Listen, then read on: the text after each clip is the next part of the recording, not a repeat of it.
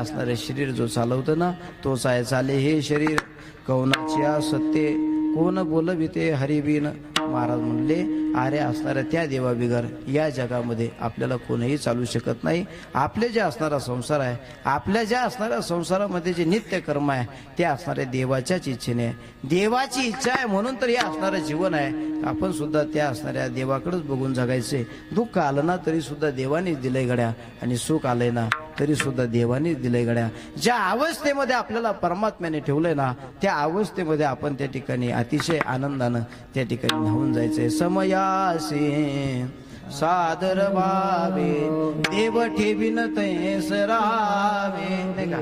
कोणे दिवशी बैसोनी हातीवर कोणे दिवशी पालकी सुभेदार कोणे दिवशी पायाचा चाकर चालत जावे नाही का चालत जावे समयाशी सादर व्हावे। महाराज म्हणतात त्या असणाऱ्या समयामध्ये मनुष्यानं सादर झालं पाहिजे। अरे ज्या असणारा देवाने दिलंय त्याच्या तर इच्छेनेच होतंय ना। हे असणारं शरीर सुद्धा चालतंय ना त्याच्या इच्छेने चालतंय हालतंय ना त्याच्या इच्छेने चालतंय। तरी सुद्धा कधी कधी माणसं दुःख आलं की त्या देवालाच बोलत असतात काय रे देवा अरे काय जीवनामध्ये दुःख दिलंय तू माझ्या एवढं कुठं दुःख देत असतात का रे एवढं कुठं दुःख देत असतात।